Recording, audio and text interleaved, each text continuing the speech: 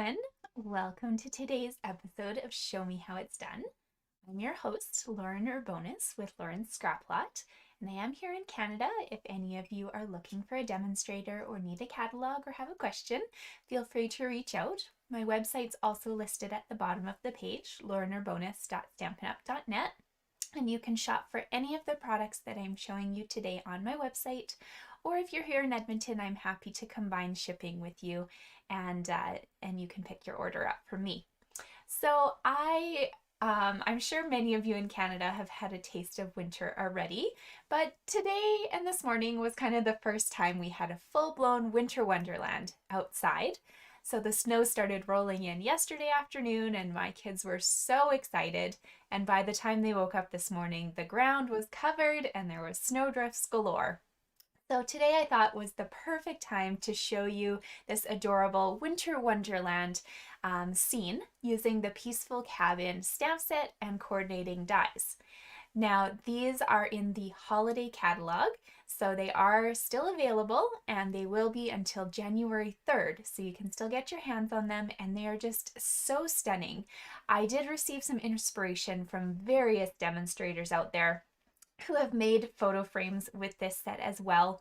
So there's so many of you who have done it and I've kind of, taken bits and pieces here and there. So thank you just for those of you who have made a photo frame and shared that online.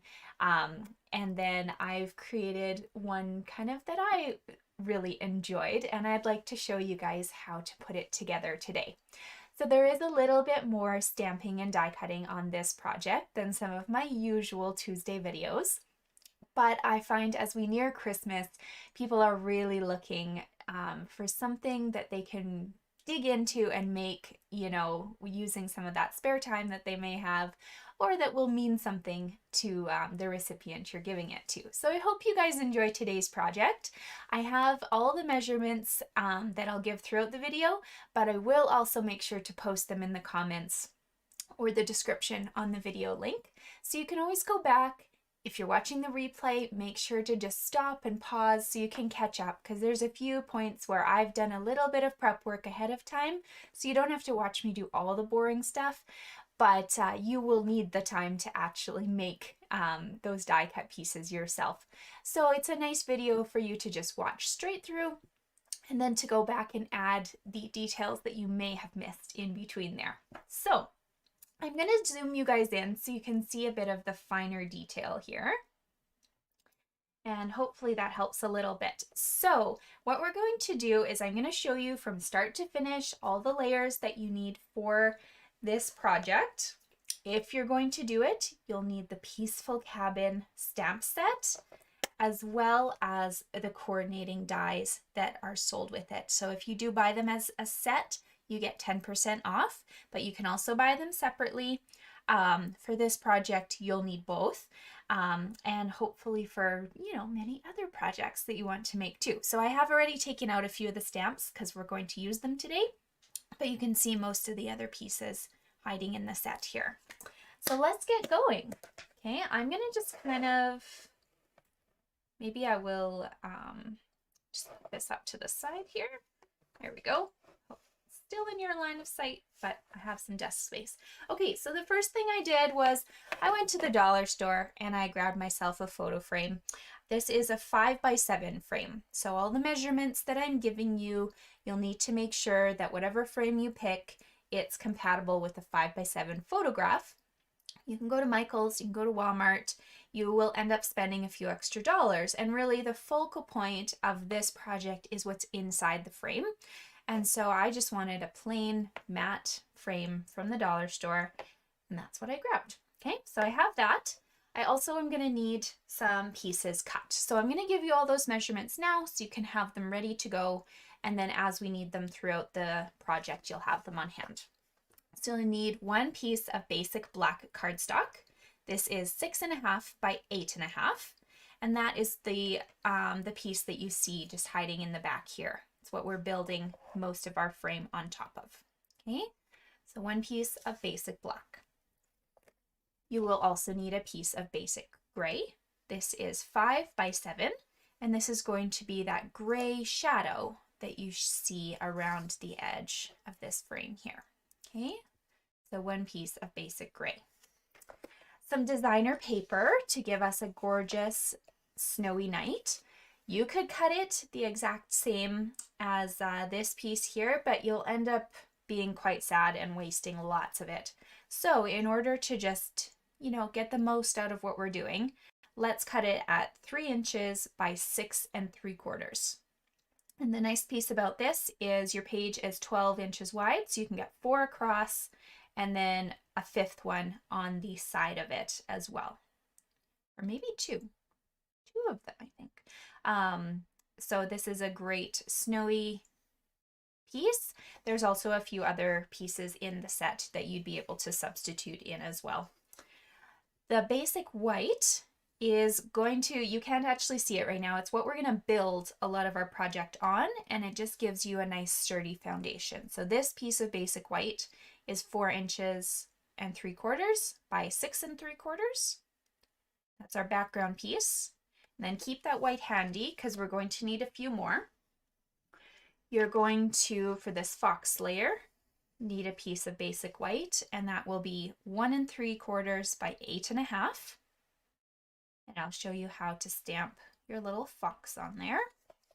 And then the next 3 are for layers of cabins and trees. So they're going to be the same. And you'll notice that there's a lot of excess, but that's so that you have the flexibility to move your pieces around. So you need 3 of these pieces of white. They are the exact same measurements at 4 inches by 8 1/2. Okay, so 3 of those pieces, we're going to stamp 2 with trees and 1 with a cabin, and I'll show you where to position those. And then your last thing that you need is a piece of scrap white, because we do need some scraps to cut an extra set of trees as well as some little fences. Okay, so just some sort of scrap. I took what was left over from cutting one of these pieces, so it ends up, I think, about 3 inches by 8 1/2, but you can use anything and you can use multiple pieces of scrap. You just will need some sort of scraps. And while you're gathering, let's get some inks. So gray granite is what I've chosen to use for my cabin. However, if you have crumb cake or even Sahara sand or even smoky slate, all of those would give you a nice subtle cabin look. So any of those are great. Cajun Craze was my little fox. So once again, if you want to use something different, go ahead. You could use basic gray if you wanted to make it a little bit more like a small wolf pup or something. But I like the Cajun Craze because I thought it was a great fox color. Cinnamon cider would also be a great alternative for that. And then shaded spruce was what I chose for my trees. If you had garden green or even evening evergreen, any soft green will be perfect. Okay, so lots to do here. Let's get started. We're going to start with the frame and just get that out of our way. Okay, so we're gonna need our frame and our piece of basic black. So I'm gonna just take my sticky off and put that over there. Okay, so I'm gonna open up my frame.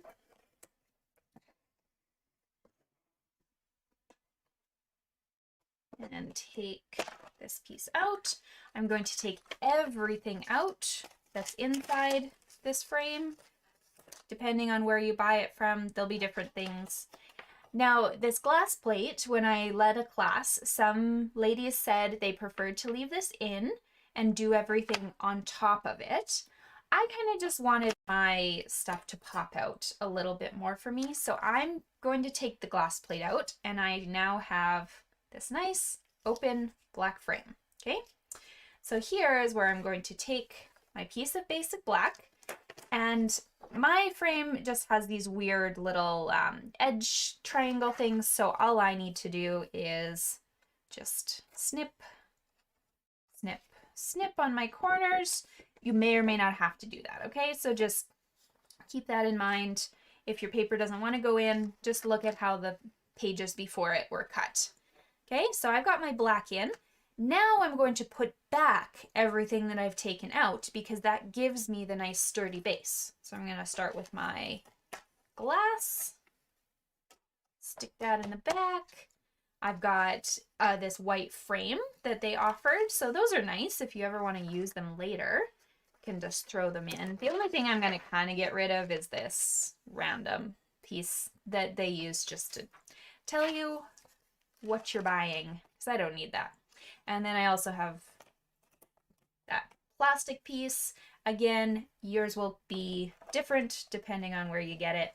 Mine was from Dollarama if you're here in Canada. And I think the States should have Dollarama or something similar. There's dollar stores everywhere.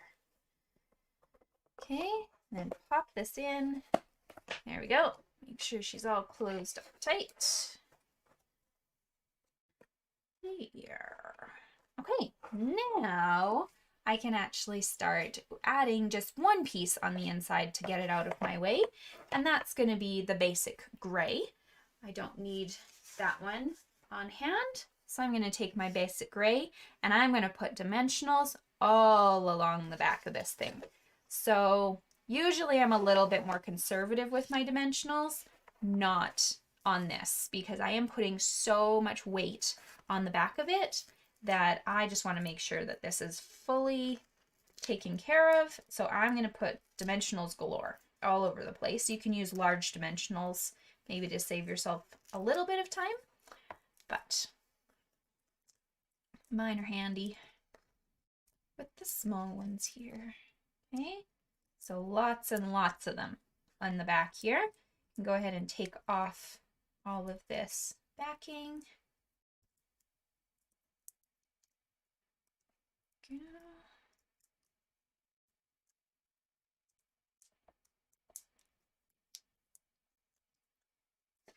And you can go ahead now and, oh, sorry, I'm just going to move one thing back a little bit for me.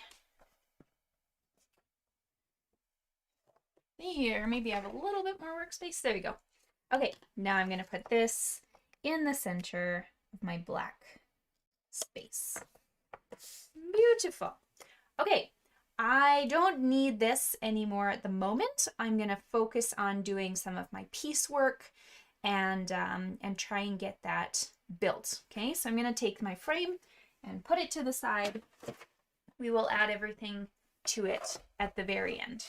Okay, so the next thing that I would like to do is take that piece of basic white that I told you was for the background that we wouldn't ever really see.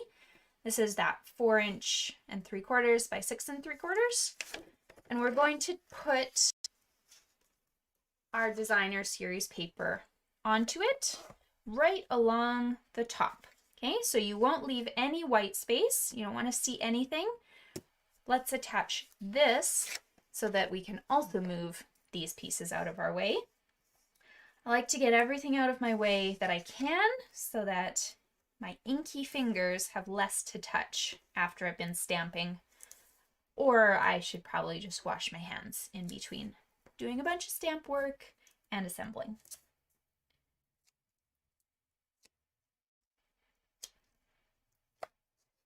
Okay, so this is resting right along the top here. Oop, you can see a little bit of white. Oh well, I will just have to trim that then.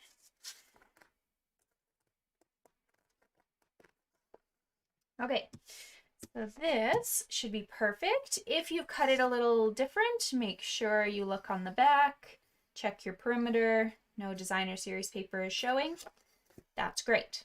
Okay, so this piece we're going to set aside for the moment. You don't have to put it away as far from you as the frame, but let's do a bit of stamping here, okay? So multiple layers here and multiple things that we have to stamp. So let's start with those 3 pieces of basic white, because those are going to be the foundation of our project. We're going to need 2 for trees and 1 for a cabin, okay? I'm going to move that to the side, and I'm going to take one of my pieces here, and I'm going to start with my trees. So this set of trees, you do want to make sure you're just laying it down, inking it up really, really well. this set of trees, I am going to stamp as far to the right, or sorry, to the left of my page as I can, and go close to the top, okay? Don't have to be right at the top, but this will give you more room to work with down below. Okay, so I've stamped this one to the left of my page. Now I'm going to grab a green once more. Stamp, stamp, stamp. And this one I'm going to stamp. You can see this one's to the left. This one's going to be to the right. So you'll need one of each. Okay. One to the left, one to the right. And then while you've got your green, grab your scrap paper, this lovely scrap, and stamp yourself one set of trees as well. Okay. And that can be anywhere on the page because we are going to be cutting those ones out. Okay. Put this away. And then we're going to grab our gray granite and do our cabin. Okay, so scrap, left, right, put those to the side. Grab my last piece of that 4" by 8.5. Now my cabin it's not all the way to the left, it's not all the way to the right, it's not even in the center. It's kind of like 1/3 of the way in. So if you prefer, you can always do your trees first, do those layers, and then come back and see where your cabin might be sitting. But I'm hoping this works. I'm not going to put it in the center of my page. I'm going to move over just a tiny bit towards the left because I want it nestled in the trees there. Once again, putting it a little higher up on my paper. Okay, so there's my cabin. Now I need, while your gray granite is out, also you will, on that scrap, do your 2 fences. I've already done those and use the dies to cut them out. So do that on your scrap while you have this ink going. And I'm actually going to suggest that you wait to do the fox layer until these 3 layers are put on, because that will give you a good indication of where you need to put your fox. So now here's what we need to do. We need to cut all of these out using the dies from the set. One of the trickiest things to do is to make sure that your die does not move, especially on something so specific as this. And you'll notice that my die does not cover the whole expanse of my paper. My paper is also far longer than it needs to be, and that's so that I do have a little bit of room to move it all around. But here's a little trick. So I've got my die all lined up on my paper. I'm guessing you're like me. You have a stash of retired washi tape that you're so hesitant to use. We're going to put a couple pieces of washi tape on either side of our die here, so that now when I roll this through the big cut and emboss machine, it won't move. I'm not going to do that because it kind of takes up my whole desk. But when I cut it out, this is what it will look like. The die will have cut out this small little portion. And then what I need to do with some scissors is I just need to carry on the snow bank. Okay, it's got a natural curve. You can see it starting to go up here. So I'm just going to grab my scissors and I'm going to do a tiny bit more to finish this side off, and then a tiny bit more to finish that side off. Okay, so that's giving me this layer with my cabin. Now, just as I lined up my cabin dies on the paper, I will also do the same thing with both of my trees. So the one tree ends up cutting right to the edge here, So then all I need to do is take my scissors and there we go, and cut whatever kind of snowbank I feel like right off the edge, like so. And then my trees that were hitting on the right hand side, you can see also they got cut off. So we're just going to finish this off. If you want collar hill on this one, I don't know. It can be anything you want. It's yours. And just keep in mind you've got lots of scraps from these negatives, so you can always use those for future projects, maybe for sentiments or whatnot. Okay, so here I go. I've got one tree that's going to the right, one tree that's going to the left, one little cabin, and that means I need a fox layer. Okay, so once I've kind of decided where I want him, all I did was I stamped my little fox kind of towards the left-hand side of my page, and I'm going to cut the rest of his piece as well. So please message me if what I've described with just taping your die down and rolling it through doesn't make sense, but it saves you from getting really dizzy just watching my table shake doing all this die cutting. Okay, so here we go. Got all of my pieces. I'm ready to build. Okay, here's where my previously put together base is going to come in handy. The one that you're going to start with is the trees that are on the left hand side. Okay, and this layer is going to get popped up on dimensionals, but you'll notice that not all of it is going to stay on. Okay, so just keep that in mind when you're putting dimensionals on the back of this.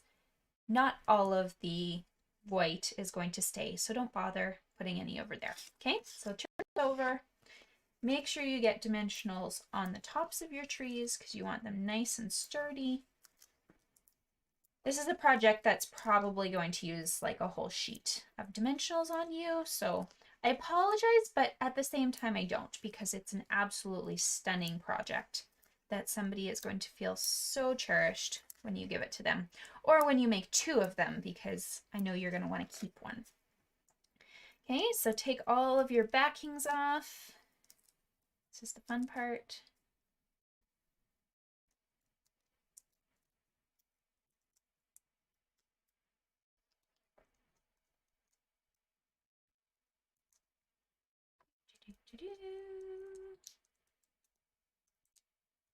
Just wanted to make sure they had lots of stability. All right, here we go.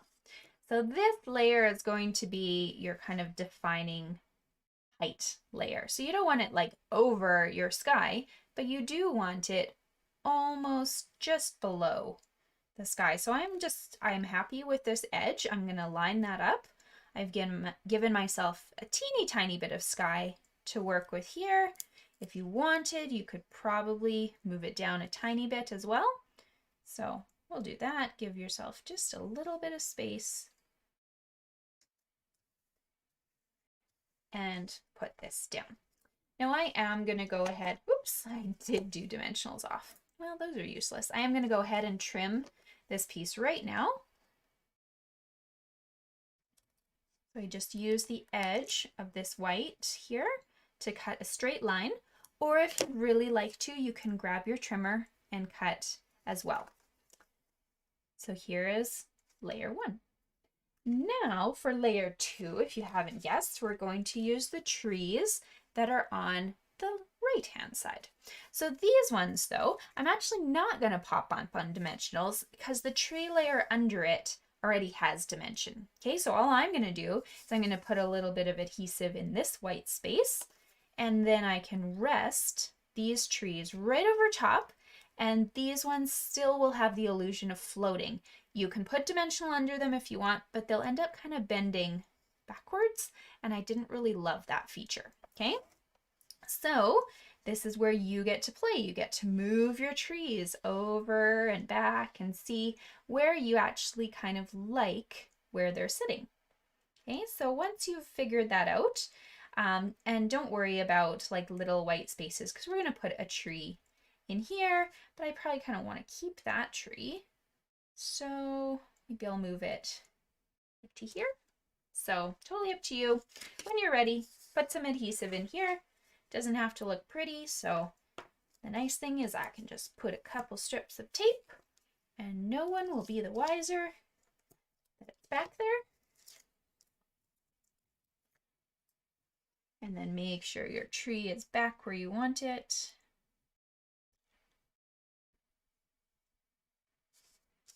Like so. Go ahead and trim this off again. This time I had to trim a little bit of a tree, and that's okay. Oops. I may want to go back with my trimmer at the very end of this. Make sure all those edges are uniform. I can do that at the end. Okay, other side. There we go. So there's my adorable tree line. We are going to fill in a couple trees like I mentioned, and you can always cut more trees if you want a fuller background than what I've done. But next layer is our cabin because it's so pretty. And we do want the cabin kind of looking like it's nestled in the woods. So this is where you're going to have to sit here and kind of play for a couple minutes. Just make sure that you've got it in a good position where it's not too high that it's covering all of the trees behind it or leaving too much space in the bottom. But you also don't want it too low where you're not going to have any room to put a fence or a little fox layer. Okay, so once you've kind of figured out where you'd like it, we're popping this layer up on dimensionals. So turn this over and go crazy with those dimensionals. Just be mindful that this little gap here with your cabin, you actually don't want any dimensionals in that space because it'll force your cabin to get pushed back. So maybe just to do your dimensionals in the white space, it might save you a little sanity. You could like put one on your cabin or something, but you really don't need it. If the white is elevated, the cabin doesn't need any. And then you're not having to figure it out. Okay.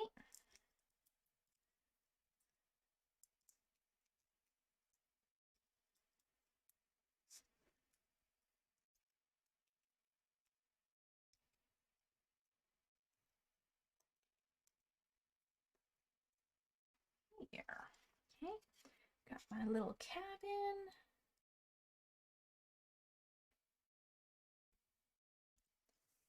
I'll just press that down right there.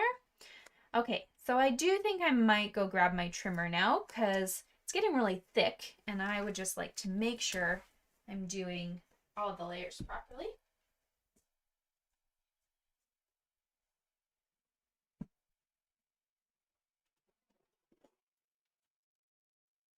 I'm going to grab my mini guillotine cutter so you can actually see it on the screen. We unfortunately don't have these for sale anymore, but they're fun, and then you can actually see what I'm doing. Okay, so I'm just going to trim very thick because I've got a dimensional in there. Maybe you will not be trimming there. Come here. Doesn't want to cut through my dimensional. There you go. Okay. Try that once more.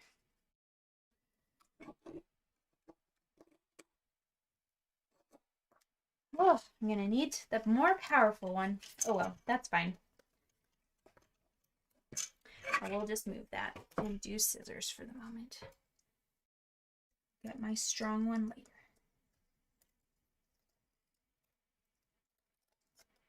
Okay. Bottom. You want to cut all the way across here. There you go. And on the side. there, and I'm just going to fix that little mistake that I made here.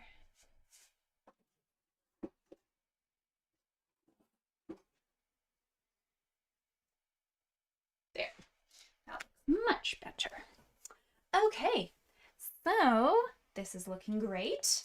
Now we're going to add our little fox layer, and you can kind of determine before you put him on, make sure that you have room for your little fences. There we go.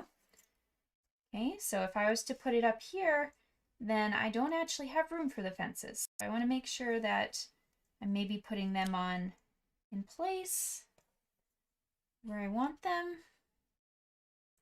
like that. And then I will go ahead and put my fox layer on. He is also going to get some dimensionals. And the nice thing is, honestly, you could just do it on the very bottom of your card, because then you're not trying to figure out which ones are going to fall off. Okay? Dimensionals all over. Wasn't kidding when I said you'll use a sheet almost. Okay? Put your little fox on here. He looks great. Make sure you're not showing any. There you go. And your little fences can get popped up with dimensionals. Might as well put them on. The mini dimensionals will work really well for those. 1, 2, 3.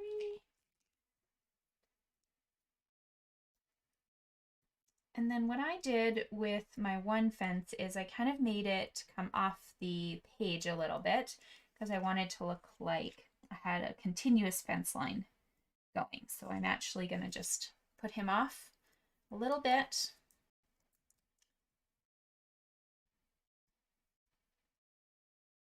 And then that one can go right next to it, a nice full fence line. And that just gives you a little bit of perspective for your piece. This should be the last time you have to trim.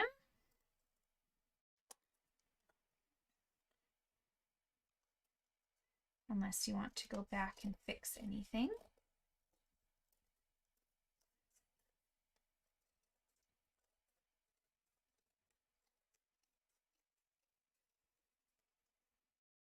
And make sure to trim that little tiny fence post off.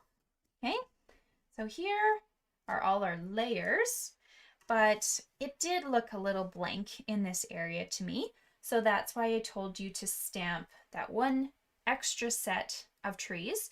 You're going to cut them out exactly the same, which will cut out just the top line here. And then with your scissors, you just have to cut the bottom 1/3 of your tree. So you should end up with 2 trees joined together and then 1 tree on its own. And it's completely up to you where you want to put these, but I thought this set looked really nice if I kind of tucked it right here. And then this single tree actually looked really nice if I filled in this one little blank in my tree line in the back there, okay? So these guys, I'm just going to put a strip of adhesive on the bottom. You don't need anything on the tops of the trees, just something on the bottom here. And this will get tucked right down here.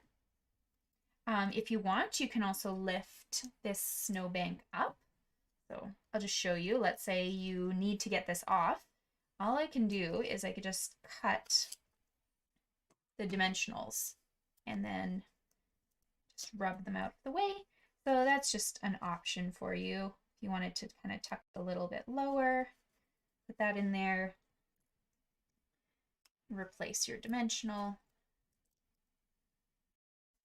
Okay, and then this little one, again, just putting some adhesive on the bottom of it.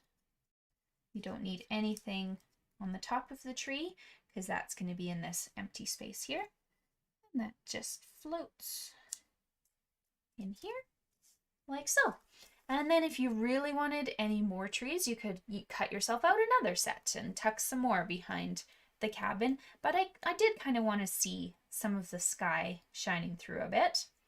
So here is my gorgeous scene that I now need to add onto my frame. So surprise, we're not using dimensionals to put this on. We're going to put tape or seal, any adhesive you want. And we'll put this onto our frame. I think we've done a lot of different layers, so we'll avoid one.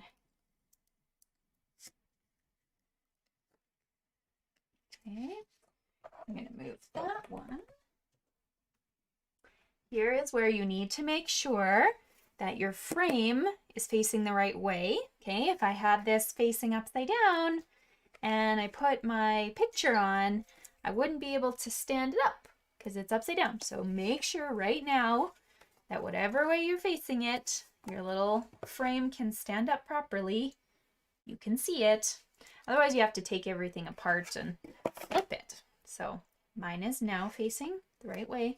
I can put this into the middle here.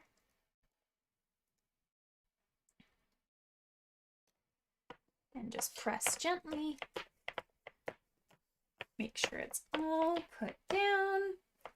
And voila! This is gorgeous. If you want to elevate your project even more, you could use some of the sequins that we have and add them to the sky, and that would give you even more glitter in the sky. Or I'm going to show you how to make some sparkly snow on your rooftop.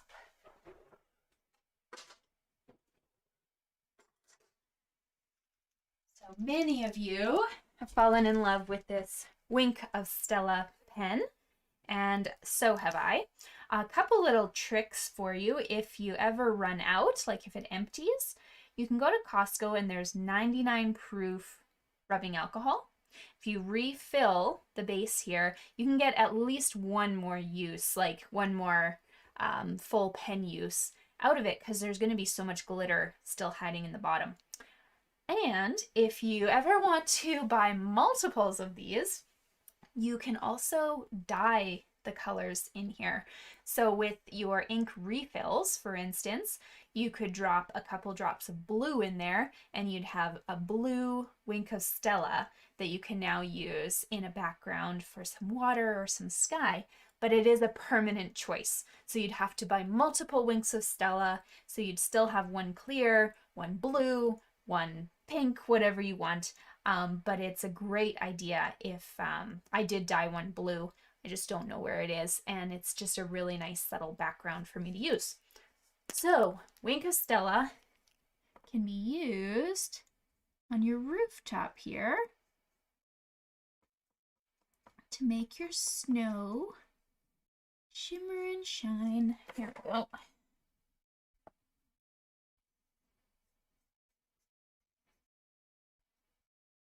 Hopefully you can see the difference between the sections that I haven't done and the ones that I have. Just makes that rooftop stand out. And the snow is kind of glistening off a bit then. Make sure to get the chimney because there's some snow up there. And the side of the rooftop. There we go. But then when you move it, hopefully you can see that little shimmer. And if you want, you can scribble around your cabin. That's totally up to you too. But I kind of wanted my roof to be a nice focal point with my Wink of Stella here. So there you have it. I hope you guys enjoyed today's video. I hope that you're able to come back and rewatch it and cut pieces and create this project for yourself. It is just a stunning gift for you to be able to give away. And on a smaller scale, if you can just imagine maybe making this a little tinier, you could make a matching card for somebody as well using almost the same layout. You just may have to sacrifice the layer with the fox or something in order to kind of fit this onto a card front Like that would all fit on a card front. You just wouldn't be able to do the fox, or you can make a little fox and have him kind of hiding in the trees or something. So lots of ideas for you. I hope you guys enjoyed today's video. One more note for you. Today, tomorrow, and Friday, Stampin' Up is doing a seasonal sale. So all of their cardstock is 10% off. All of their inks are 15% off. And all of the dies from the annual catalog. So unfortunately not these ones, but the annual catalog are all 20% off. So if you need anything, let me know, or go online to learnerbonus.stampinup.net, and you'll still be entered into my November customer thank you draws and receive a little happy mail from me. I will talk to you guys next week, where I will have another exciting project for you. So thank you so much for joining. Make sure to like and subscribe the video so that I can bring you more. Talk to you guys later. Bye.